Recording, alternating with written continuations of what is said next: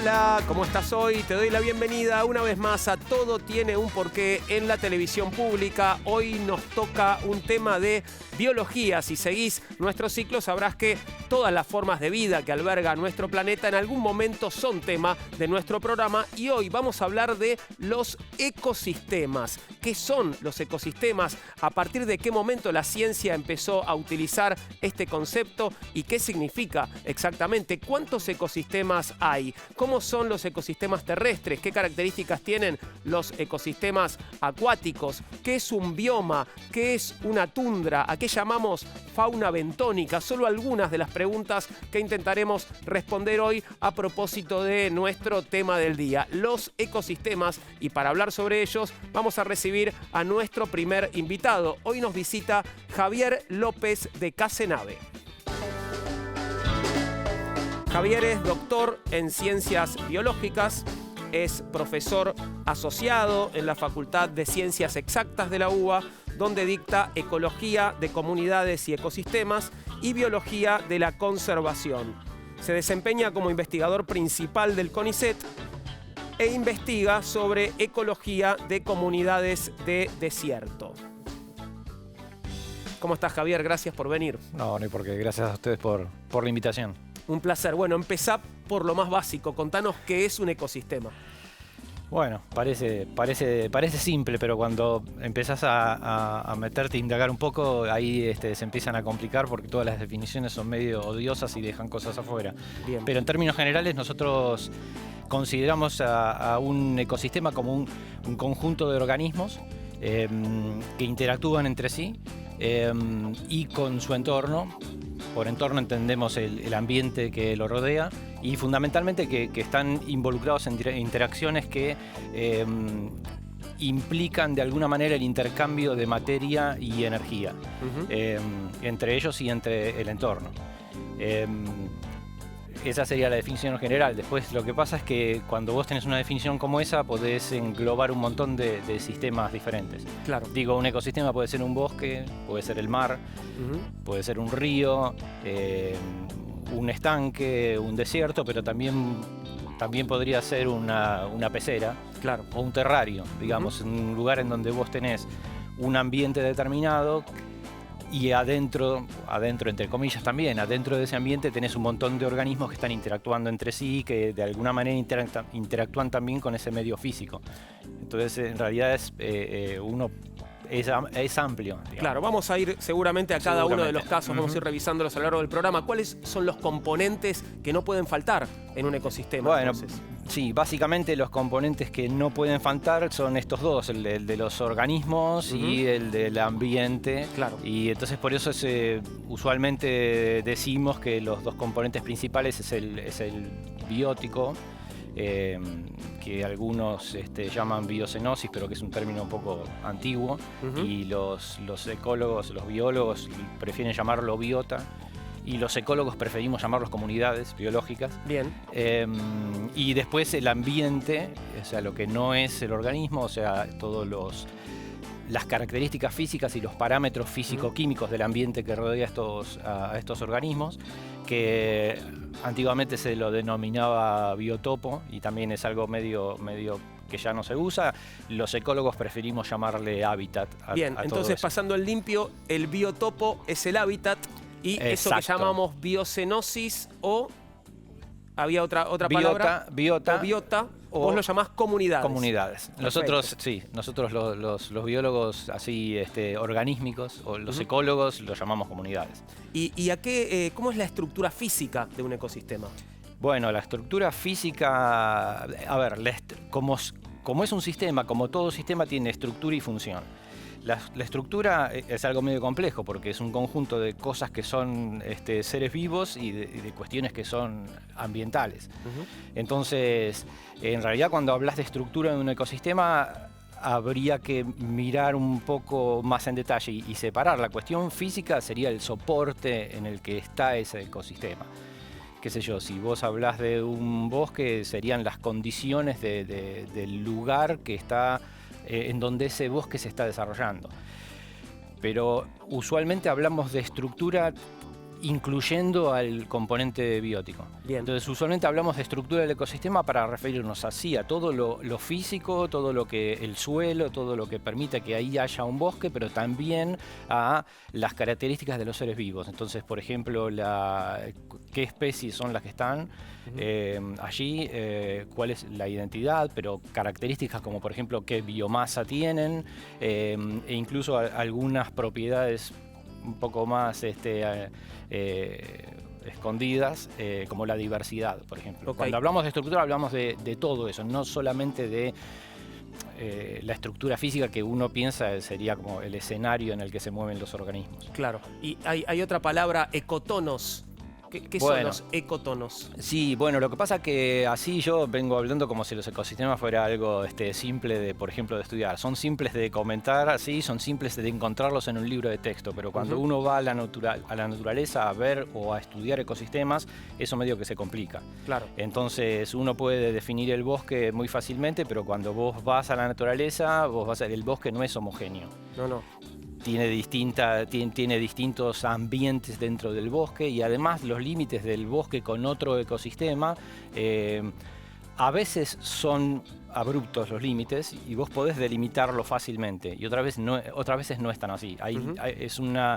Es un cambio gradual entre las condiciones del ecosistema de bosque y otro ecosistema, claro. No sé, por ejemplo, un pastizal que esté al lado del bosque. Y en este sentido, el ecotono... El ecotono son esas zonas de contacto entre los ecosistemas. Entonces, y a veces tienen características propias. A veces los ecotonos son tan amplios que tenés toda una zona que tiene características intermedias de los dos ecosistemas entre los que te estás moviendo. ¿Y los ecoclinas?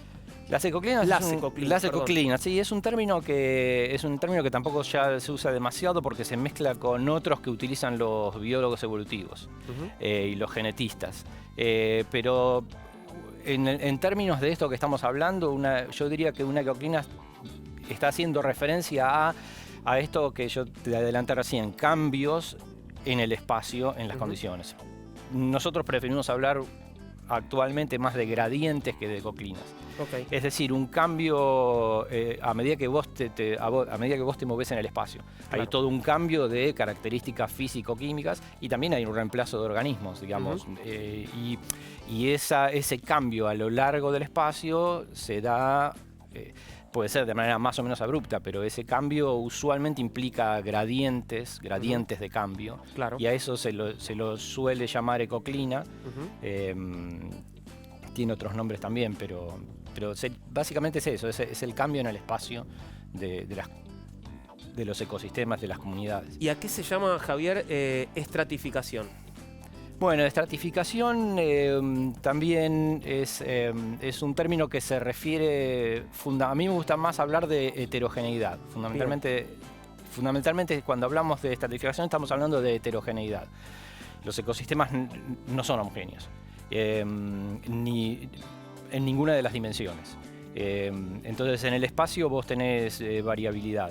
Y se habla de estratificación cuando vos más o menos esa heterogeneidad la podés definir mejor. Y clásicamente en los ecosistemas tenés estratificaciones verticales, horizontales.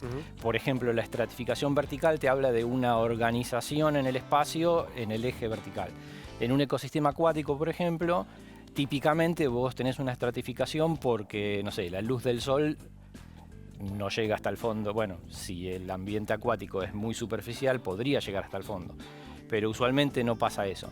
Entonces vamos a ir a los ecosistemas acuáticos en el próximo bloque. Te cuento, pero seguí dándome el ejemplo que me sirve para entenderlo. No, bueno, se forma una estratificación fundamentalmente porque hay toda una zona en donde la luz, llega, y entonces los organismos que fotosintetizan ahí pueden estar, pueden desarrollarse. Distintas formas de vida. Después tenés una zona oscura en donde, por ejemplo, ya los organismos no pueden fotosintetizar. Eso te genera una cierta zonación, en este caso vertical.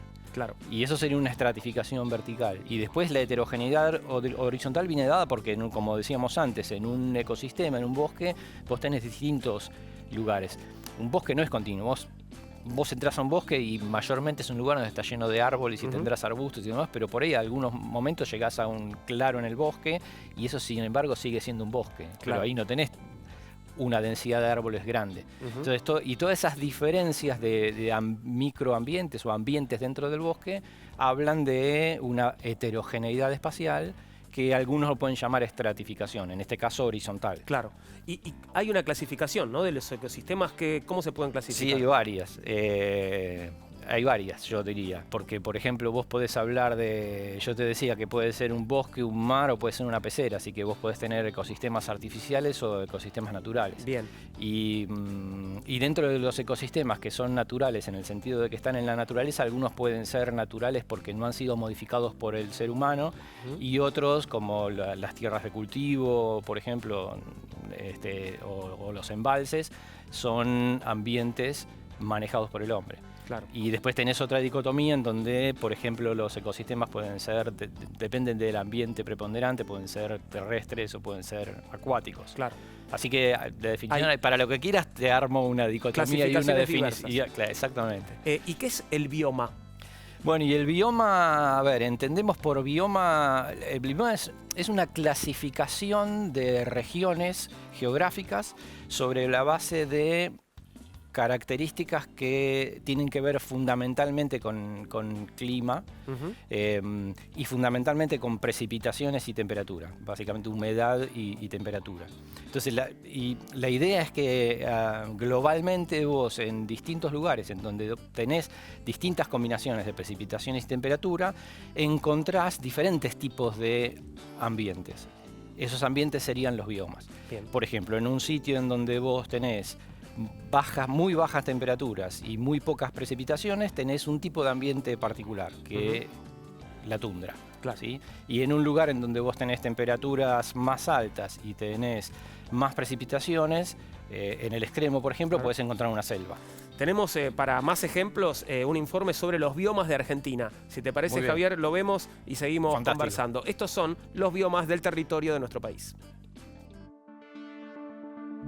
A lo largo de su extensa superficie, en Argentina podemos encontrar una enorme diversidad de flora, fauna, clima, geología y topografía que componen una serie de zonas con características muy notorias. Es el caso de regiones como los Andes patagónicos o las sierras de Misiones, donde la precipitación sobrepasa los 2000 milímetros anuales, y otras, como por ejemplo el centro de San Juan y de La Rioja, donde apenas llega a los 100 milímetros por año. La estructura y el funcionamiento de los ecosistemas de cada zona están determinados por las características actuales de su clima, así como por los tipos de suelos que presenta y de la biota, como se denomina el conjunto de especies de plantas, animales y otros organismos que ocupan un área determinada. Se pueden usar distintas variables para describir a los tipos de vegetación de cada bioma, es decir, los ecosistemas característicos de una zona biogeográfica. Podemos tomar en cuenta las formas de vida, las formas de crecimiento, la cobertura, la estratificación, la función del follaje, el tamaño y la función de sus hojas,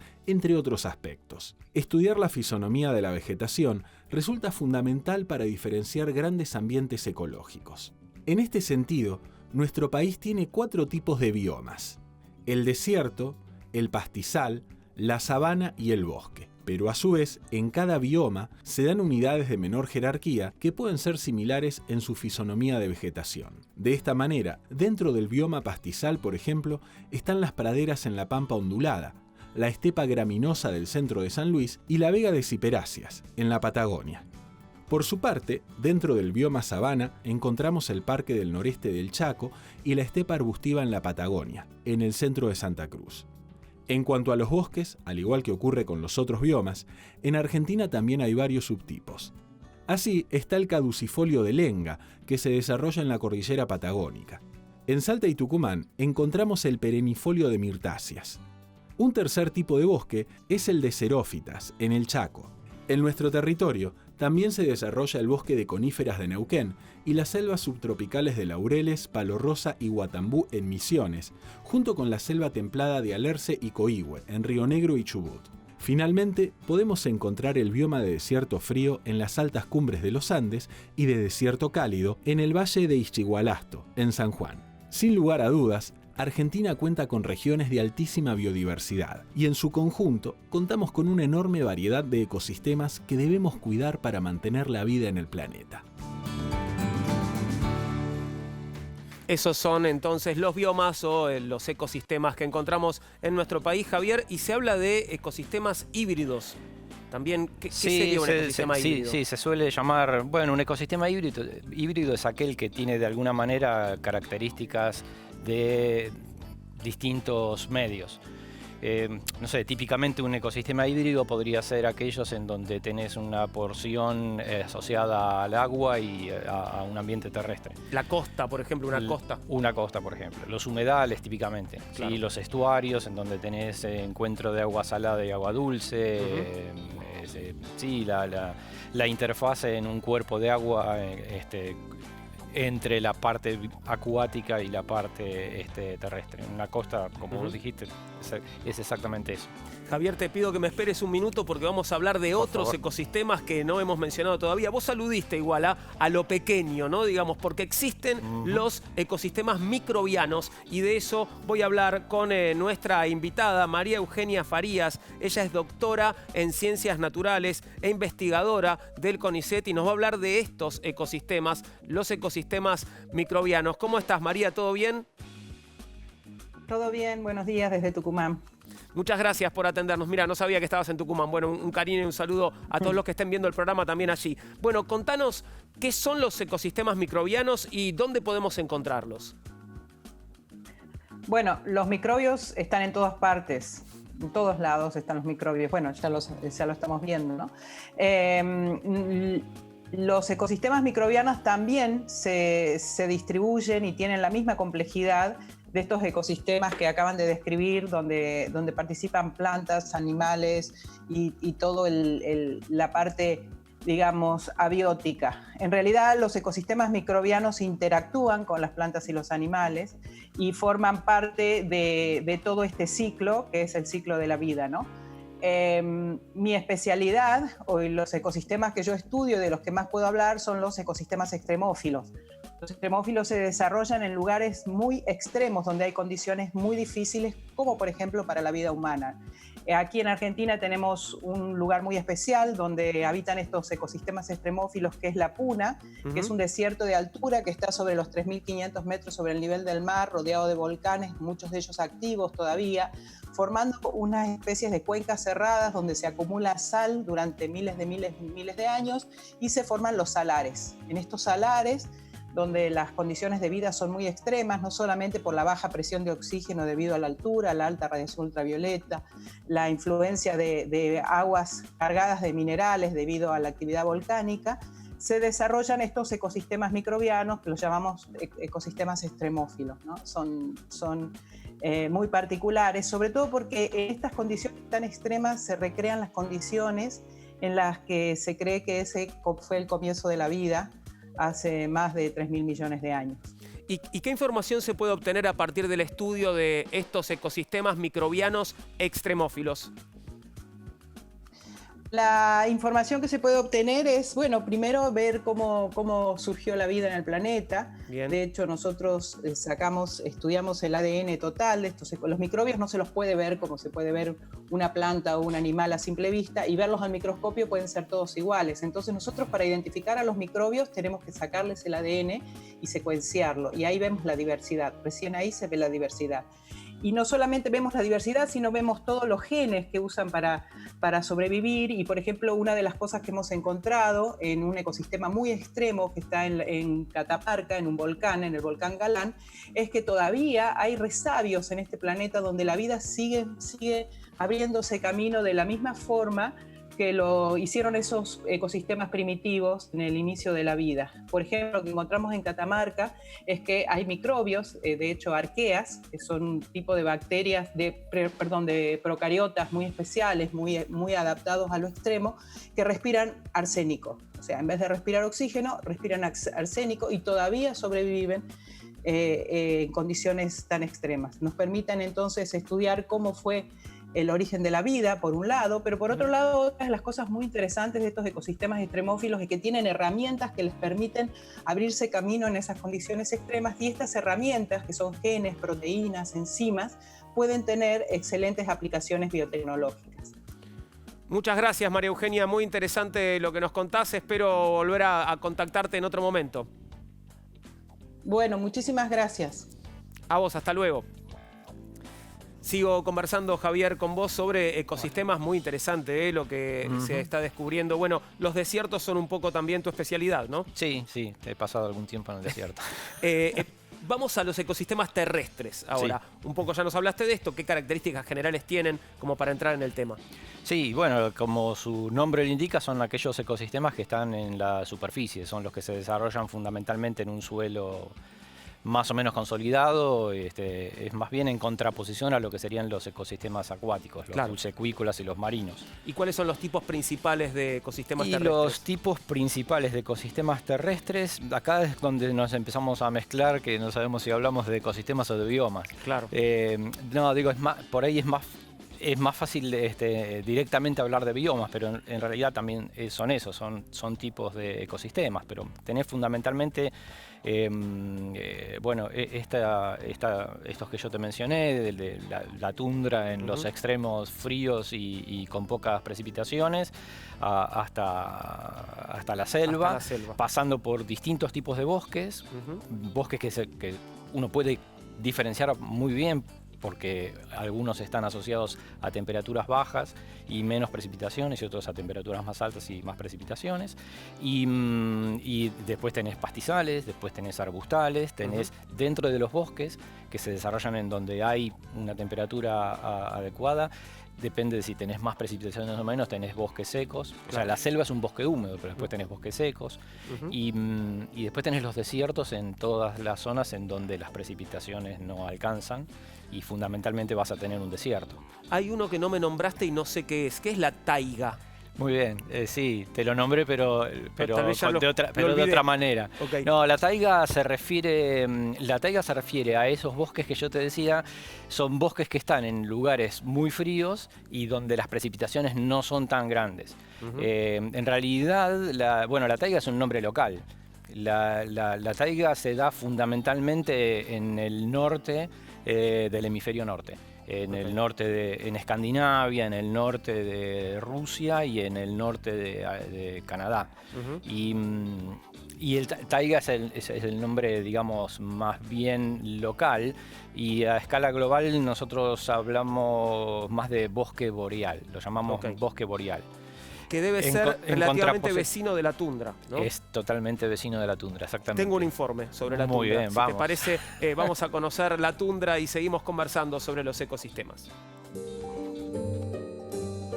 Se denomina tundra a un bioma que es prácticamente un desierto polar. Sus características principales son los fuertes vientos, sus suelos pobres en nutrientes, la baja diversidad biológica y las pocas precipitaciones. El paisaje de la tundra no es otra cosa que una capa de hielo y nieve que cubre la mayor parte del terreno, suelos y montes. Estos biomas se encuentran en zonas polares y latitudes altas, principalmente en el hemisferio norte del planeta, abarcando regiones como Siberia, Alaska, Islandia, norte de Canadá y sur de Groenlandia. En el hemisferio sur cubren el norte de la Antártida, en las zonas altas entre Chile y Argentina y en diferentes islas subantárticas, entre otros lugares. Se las clasifica en 3 grupos, según la zona en donde se encuentren. La primera es conocida como la tundra ártica, ubicada sobre Canadá y Alaska. A pesar de que no hay sistemas de raíces profundas en la vegetación, existe una gran variedad de plantas que son capaces de resistir temperaturas tan bajas. Por su parte, los animales son capaces de soportar inviernos largos y fríos, y de reproducirse y criar rápidamente en verano. Algunos de ellos, como los mamíferos y las aves, también tienen un aislamiento adicional por la grasa. Muchos animales hibernan durante el invierno porque la comida no es abundante. Otro tipo de tundra es la alpina, que se da en las montañas de cualquier parte de la Tierra, sobre alturas importantes a nivel del mar, en zonas en las que ya no crecen árboles. Las plantas son muy similares a las del Ártico y se observan hierbas como gramíneas, arbustos de hojas pequeñas y árboles enanos. A su vez, los animales que viven en la tundra alpina son mamíferos. En ella podemos encontrar marmotas, cabras montesas, ovejas, aves con pelaje resistente al frío e insectos como escarabajos, saltamontes y mariposas. El tercer y último tipo es la tundra antártica. Se trata de uno de los ecosistemas menos comunes del planeta y está presente en las islas Georgias del Sur y Sandwich del Sur. Debido a su altitud y a la proximidad a los polos, su clima se mantiene bajo cero durante la mayor parte del año. Estas extensiones alejadas y bellas ocupan aproximadamente 1/10 parte del territorio firme de la Tierra y son una de las regiones más amenazadas. Este riesgo se debe a que se trata de un bioma muy sensible a cualquier modificación. Por eso es que se encuentran muy dañados por el calentamiento global. Te presentamos a la tundra y vuelvo, Javier, sobre los bosques para que me los definas, los límites, ¿no?, de la definición de bosque. Digo, ¿cuántos árboles tiene que haber? No sé. Ojalá pudiéramos definirlos de esa manera. No, básicamente definimos a los bosques por su fisonomía, Bien. por sus características principales. Los bosques tienen plantas leñosas y plantas leñosas que tienen una altura considerable, que no son arbustos. Y eso es lo que define a los bosques. Después podés tener distintos tipos de bosques. La taiga son bosques en lugares en donde hay pocas precipitaciones y mucho frío, y en realidad la selva, por ejemplo, es otro tipo de bosques, donde tenés mucho más calor, mucho más temperatura y muchas más precipitaciones. Seguimos en unos minutos conversando sobre ecosistemas. Vamos a ocuparnos de los ecosistemas acuáticos en el próximo bloque. Antes te invito a que nos escribas, si querés, a nuestro mail, que es porqué@mandarinatv.com. En Facebook nos encontrás como Todo Tiene un Porqué. En Instagram y Twitter @porqué_TV. Los ecosistemas, tema de biología esta tarde. Volvemos enseguida.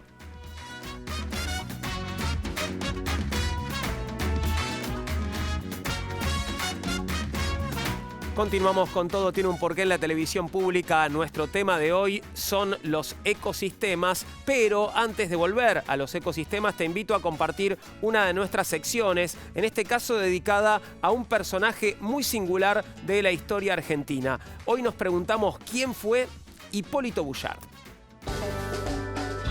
¿Quién fue Hipólito Boullard? Hipólito Boullard fue un marino y militar que luchó al servicio de las Provincias Unidas del Río de la Plata y del Perú.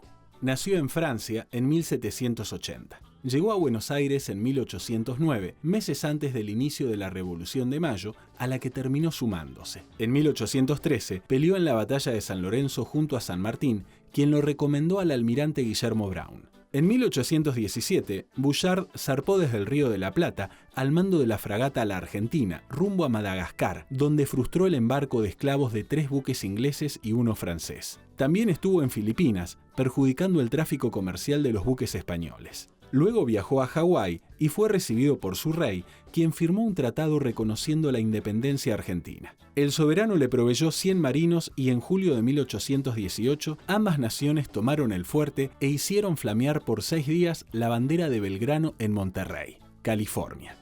A continuación, Boullard y sus hombres arrasaron las misiones de San Juan, Santa Bárbara y otros poblados españoles de Alta y Baja California.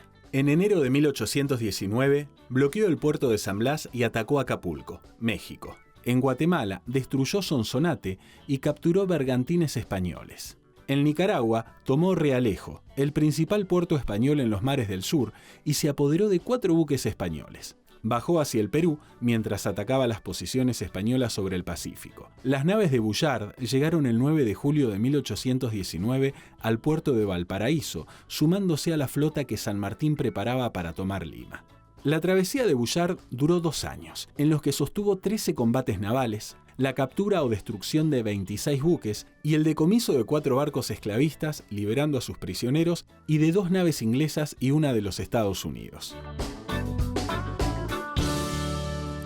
Una vida llena de aventuras y peripecias, la de Hipólito Boullard, personaje clave de la lucha por la independencia argentina, como veías. Volvemos ahora a los ecosistemas y vamos a hablar de los ecosistemas acuáticos. Para eso voy a establecer comunicación con un nuevo invitado. Hoy vamos a estar hablando con Leonardo González Gali. Leo es doctor en ciencias biológicas, es docente en el profesorado de biología de la Facultad de Ciencias Exactas y Naturales de la UBA, es investigador adjunto del CONICET y se desempeña como divulgador científico e ilustrador. Hola Leo, ¿cómo estás? Gracias por estar en contacto de vuelta con nosotros. ¿Todo bien? Hola, ¿cómo les va? Muy bien todo. Gracias por la invitación. Por favor, un placer. Bueno, contanos, Leo, ¿qué son los ecosistemas acuáticos? Bueno, los ecosistemas acuáticos se definen un poco por contraposición con los terrestres y son aquellos que están asociados a los grandes cuerpos de agua como ríos, lagos y mares, en los cuales el principal medio en el cual se desenvuelven y prosperan los seres vivos es, por supuesto, el agua. Entonces, la primera definición amplia es simplemente esa, ¿no? Y podemos clasificarlos, ¿no? Seguramente según el medio, las características del medio acuático. Uh-huh. Exactamente. Una primera gran clasificación o división sería en aquellos ecosistemas de agua dulce o de agua salada. Los de aguas saladas, por supuesto, nos referimos a los océanos y a los mares, y los de agua dulce, lagos, lagunas, ríos y semejantes. Y es una diferencia importante porque desde el punto de vista fisiológico, para los seres vivos que viven en esos ambientes, las diferencias físicas, fisicoquímicas entre ambos ambientes son importantes. Esas diferencias tienen que ver, por supuesto, con la concentración de sales, mucho mayor en los ecosistemas acuáticos de aguas saladas como mares y océanos. Uh-huh. Pero también hay otras diferencias que por ahí son menos obvias. En general, los mares y océanos, por ejemplo, son mucho más estables en cuanto a sus condiciones, mientras que los de agua dulce son mucho más variables. Entonces, todas estas diferencias físico-químicas implican que los seres vivos que viven ahí tienen que tener adaptaciones diferentes y específicas en relación con esas condiciones.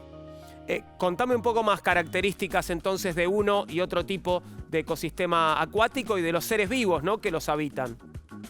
Perfecto. Bueno, por ejemplo, la cuestión que hace a la definición de esta diferencia, ¿no? El tema de la concentración de sales. En el agua marina, de mares y océanos, la concentración de sales es mucho mayor que en ríos y lagos. En general, hay algunos lagos salados. Pero esto tiene consecuencias que por ahí no son obvias para los no especialistas, pero que son súper importantes. Por ejemplo, imaginemos peces, ¿sí? Como uno de los típicos habitantes de un ecosistema acuático. Para un pez de agua salada, por ejemplo, el hecho de que en el agua que rodea al pez haya tanta sal implica que para ese pez hay un riesgo de deshidratación, porque por un proceso llamado ósmosis, dado que la concentración de sales es mayor en el agua externa que en el medio interno del pez, el agua tiende a salir del cuerpo del pez. Esto puede parecer raro porque pensar que un animal que está sumergido en el agua corre riesgo de deshidratación puede ser difícil de comprender. Sin embargo, la alta concentración de sales externa hace que el agua tienda a salir por este proceso llamado ósmosis. Uh-huh. Entonces, un pez o un crustáceo o cualquier animal que viva en agua salada tiene que tener mecanismos que lo ayuden a retener el agua, ¿sí? O sea que, aunque parezca paradójico, un animal que vive en agua salada tiene un problema semejante a un animal que vive en la tierra. Uh-huh. El principal problema de todos los animales y plantas que viven en el medio aéreo terrestre es evitar la deshidratación. Bueno, un animal que vive en agua salada tiene el mismo problema. En cambio, un pez que vive en agua dulce no tiene ese problema, porque en el agua dulce la concentración de sales es baja, la concentración de sales es mayor adentro del cuerpo del animal. Entonces, también por estos procesos que se llaman difusión y ósmosis, un pez de agua dulce tiende a perder sales, pero no agua. Entonces, su problema fisiológico es otro. Claro. Entonces, estructuras tales como los riñones y demás, que ayudan a regular las concentraciones de líquido y sustancias en el cuerpo, tienen que hacer trabajos distintos en un pez de agua dulce o en un pez de agua salada. Y después, otra diferencia que mencioné es la cuestión de la estabilidad. Si uno piensa en la enorme masa de agua que hay en los mares y océanos, no es difícil entender, aunque sea intuitivamente, que las condiciones en mares y océanos van a ser bastante estables. Es decir, no es fácil que cambie bruscamente la temperatura del mar o del océano, porque claro, es una masa impresionante de agua. En cambio, un cuerpo de agua dulce, cuanto más chico es, cuanto menor es el volumen de agua de un río, de un lago, de una laguna, más fácilmente, por ejemplo, cambia de temperatura, con el día, en la noche, el invierno, el verano. Uh-huh. Entonces, un animal que vive en una laguna o en un lago, y esto es más importante cuanto menor sea el volumen de agua, tiene que estar adaptado, por ejemplo, para soportar cambios de temperatura. Mientras que un pez que vive en mar abierto se va a encontrar con una temperatura prácticamente constante. Claro. Entonces, estas son diferencias que tienen que ver con la fisicoquímica de los ambientes y que influyen, por supuesto, en el tipo de organismos y en las adaptaciones, en realidad, que encontramos en los grandes tipos de organismos. Y después hay algunos ambientes que son como, esto siempre pasa en la naturaleza, no hay categorías estancas y fijas. Yo hablé de ecosistemas de agua dulce y de agua salada, pero hay algunos que están a mitad de camino, ¿sí? Por ejemplo, los llamados estuarios. Claro. Como el estuario del Plata, ¿sí? En el caso del Río de la Plata. El Río de la Plata es ese tramo que está desde la desembocadura de los grandes ríos Paraná y Uruguay hasta más o menos la altura de Punta Piedras en Buenos Aires. Y luego tenemos lo que se llama el estuario, que es una amplia zona de agua salobre, es decir, agua donde se mezclan, se juntan, se encuentran las aguas dulces de los grandes ríos que desembocan ahí y las aguas saladas del océano. Entonces ahí tenés un ambiente que no es ni típico de agua dulce ni de agua salada, que tiene una concentración de sal intermedia, que es variable eso porque depende del caudal con el que vienen los grandes ríos. Entonces ahí también tenés un tipo de ambiente mixto, por así decirlo, que también implica desafíos particulares para los organismos que viven en esa zona de transición, ¿no? Eso es un estuario, es un ejemplo de ambiente intermedio entre agua salada y agua dulce. Bien, y yendo, entiendo, a fauna ya de aguas saladas, ¿qué es el plancton? ¿O existe plancton de agua dulce? No lo sé. Sí, existe plancton de agua dulce también. Eso tiene que ver con una categoría que distingue lo que se llama plancton de lo que se llama necton, y básicamente se denomina plancton a todo el conjunto de seres vivos. Esto incluye seres vivos, animales microscópicos y usando con amplitud el término, plantas microscópicas o algas microscópicas. Lo que tiene en común toda esa masa de seres vivos acuáticos que llamamos plancton es que por su pequeño tamaño no tienen autonomía en relación con la movilidad, por así decirlo. Básicamente son criaturas que son llevadas por las corrientes de agua para donde las corrientes de agua vayan. No tienen, por su pequeño tamaño, la capacidad de dirigir sus movimientos de un modo autónomo. Por contraste, se llama necton a toda la masa de seres vivos que, por una cuestión de tamaño, fuerza muscular y demás, sí pueden nadar y desplazarse con relativa independencia de las corrientes de agua. Es importante destacar que el plancton no es una categoría intrínseca de un organismo. Es decir, por ejemplo, podemos tener muchos animales en los cuales los estadios juveniles o las larvas, que son muy pequeñitas, son parte del plancton, pero que a medida que el animal crece, se hace más grande y con más autonomía, el adulto no es parte del plancton. Clarísimo. Entonces, no es que un animal es plancton, es como una categoría en la cual algunos animales son muy pequeños y toda su vida transcurre como un organismo planctónico. Pero en otros organismos, cuando el animal crece y tiene autonomía de movimiento, ya deja de ser parte de ese plancton. Y esto vale tanto para agua dulce como para agua salada. Brevemente, fitoplancton y zooplancton, ¿cuál es la diferencia entre uno y otro? Bien, el zooplancton es la parte del plancton que está conformada por animales. O sea, perfecto, son todos los animales pequeños que no tienen movilidad propia o sí, no tienen movilidad autónoma con respecto a las corrientes. El fitoplancton está formado por las plantas microscópicas que forman parte de ese plancton. O sea, básicamente por algas unicelulares, algas microscópicas. Por lo tanto, también, tanto en ríos y lagos como en océanos, tenemos zooplancton, los animales planctónicos, claro, y fitoplancton, las plantas planctónicas. ¿Y a qué llamamos comunidades bentónicas? Las comunidades bentónicas son todo el conjunto de animales y plantas y microorganismos que viven sobre los fondos, ¿sí? Sobre los fondos del océano. Y ahí hay una enorme diversidad de organismos, con distintas adaptaciones también. Por ejemplo, los famosos corales, las anémonas, todo este tipo de organismos que se llaman sésiles, esto es, que viven fijos, corales, anémonas, algunos equinodermos, algunos gusanos que también viven fijos, las esponjas de mar. Todos estos organismos son parte de la fauna bentónica, ¿sí? El bentos es el fondo. Pero bien, también hay peces, por ejemplo, que viven normalmente apoyados sobre el fondo, entonces hablamos de peces bentónicos. Hay peces que viven enterrados en el sedimento, los peces planos, por ejemplo. Entonces, el bentos es todo este conjunto de organismos típico de los fondos. Los pulpos, por ejemplo, también habitualmente están asociados, viven arrastrándose entre las rocas, escondiéndose en las grietas de los fondos.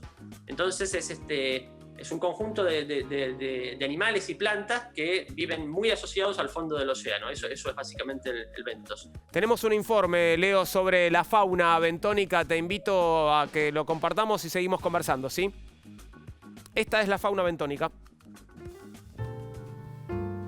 Se llama animales bentónicos a aquellos que habitan el fondo marino. Son comunidades diversas según la naturaleza del sustrato, que puede ser de roca, arena, limo, y también de acuerdo a la profundidad. En los fondos oceánicos suele reinar una estabilidad de condiciones muy superior a la que se da en otros niveles. Los organismos bentónicos tienen escasa o ninguna capacidad de natación y muchas veces tienen formas que no se ajustan a exigencias hidrodinámicas. Además, como no tienen necesidad de flotar, son capaces de desarrollar estructuras esqueléticas gruesas como conchas y alcanzar tamaños considerables.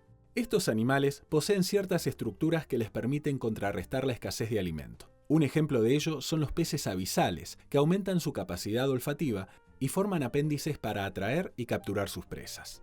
En la zona abisal, la cantidad disminuye significativamente, lo que se compensa con las bajas temperaturas de esta región, situación que provoca que los organismos que habitan allí tengan un metabolismo menor, que se traduce en un requerimiento más bajo de nutrientes. En las regiones litoral y sublitoral, el alimento es más abundante. Existen allí animales herbívoros que se alimentan principalmente de algas. Sin embargo, dominan los organismos que ingieren otros animales. Estos últimos pueden ser suspensívoros, depositívoros y carnívoros. Se llama suspensívoros o filtradores a la fauna que se alimenta filtrando plancton y materia orgánica dispersa en el agua del mar. A esta familia pertenecen casi todos los animales bentónicos sésiles, como las esponjas y los corales. Por su parte, se denomina depositívoros o comedores de fango a los organismos que ingieren materia orgánica que se encuentra en el sedimento. Dentro de esta variedad hay dos subtipos: los que se entierran en el sustrato y pasan el sedimento a través de su aparato digestivo, como los anélidos poliquetos, y los que son selectivoros, es decir, toman del sedimento solo las partículas alimenticias.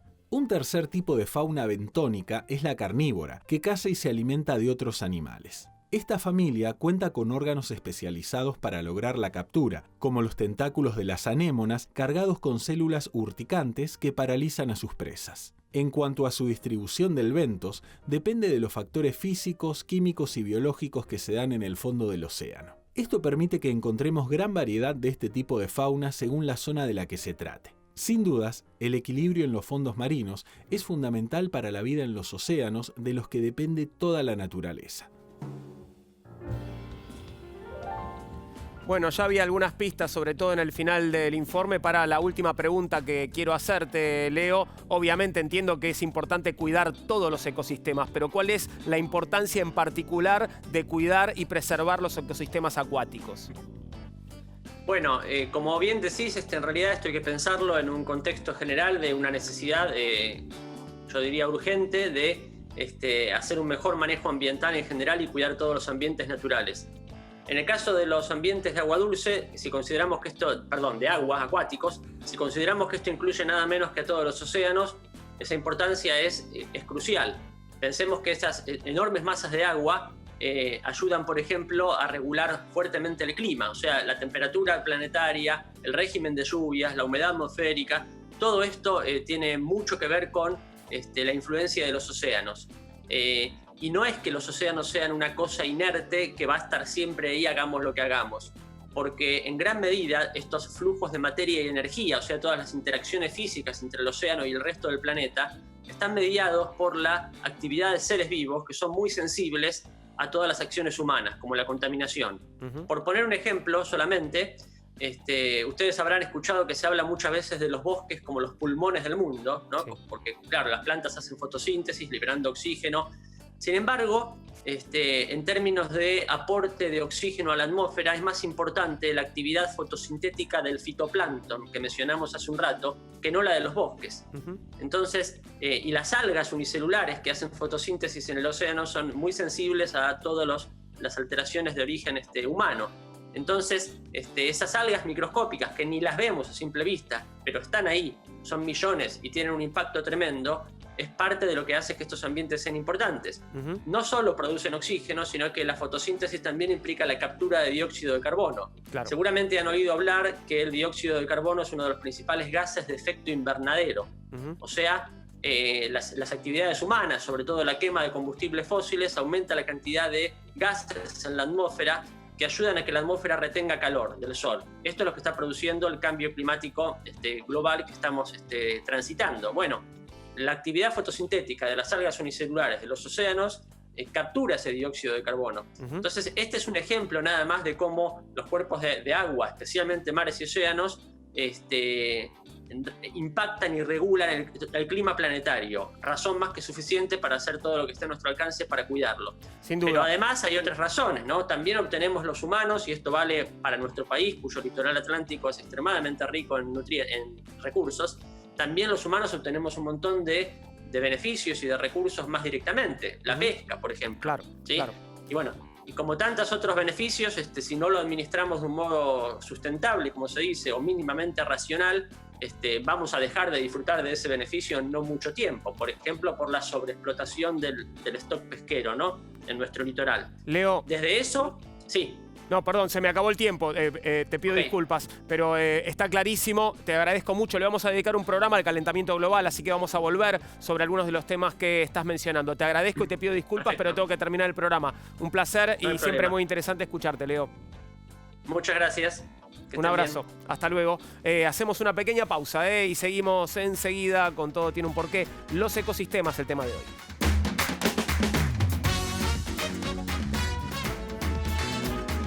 Se nos acabó el tiempo, tenemos que irnos, Javier. Muchas gracias por tu visita y espero verte de vuelta en el programa. Seguramente así será. Gracias por todo. Volvemos a encontrarnos con más preguntas y más respuestas. Todo tiene un porqué. Chau.